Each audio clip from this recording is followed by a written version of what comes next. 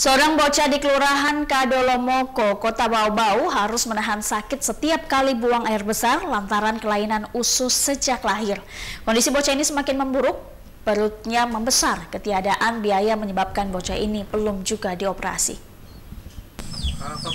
Nur Aprilia, bocah 5 tahun, tampak seperti anak pada umumnya. Hanya saja dia tak bisa bermain leluasa, selalu diawasi orang tuanya karena sering mengalami sakit pada bagian perutnya. Anak pasangan Hasinu 32 tahun dan Samnia 23 tahun ini sejak lahir menderita kelainan usus. Akibat penyakit ini Nur Aprilia tidak bisa buang air. Bocah ini harus rela menahan sakit setiap kali buang air besar karena bagian ususnya tidak berfungsi normal. Dalam seminggu bocah ini hanya buang air 2 kali, bahkan seminggu sekali. Itu pun hanya berupa cairan meskipun sudah dibantu obat. Saat ini perut bocah ini semakin membesar dan kulitnya semakin pucat karena kekurangan darah. Keterbatasan biaya membuat bocah ini belum juga dioperasi.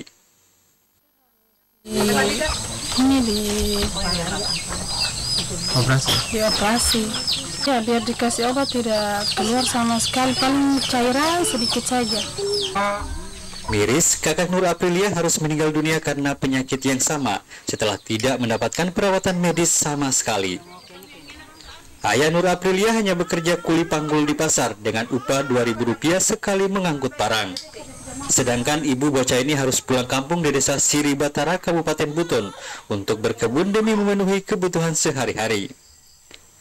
Istilah medis penyakit yang diderita oleh bocah ini yaitu Hirschsprung atau kelainan usus besar terjadi ketika ada sel saraf di bagian usus besar yang menghilang. Kelainan ini bersifat bawaan sejak dalam kandungan dan terjadi ketika bayi dilahirkan.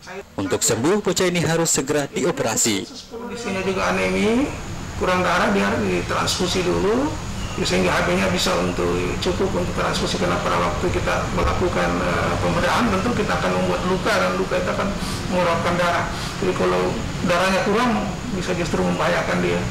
Kemudian yang kedua, dilakukan kolostomi, jadi pemotongan terhadap usus yang tidak mempunyai ganglion tadi, ya, kemudian dilekatkan di daerah perut gitu.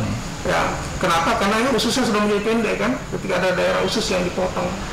Nah, setelah kira-kira ususnya sudah mulai panjang, sudah kira-kira bisa dibawa kembali ke anus, itu dia akan dilakukan operasi kedua. Jadi 2 tahap operasinya. Kebutuhan dia.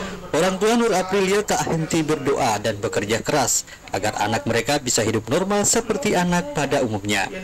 Mereka sangat mengharapkan uluran tangan dermawan untuk membantu biaya operasi demi kesembuhan anak sematawayang.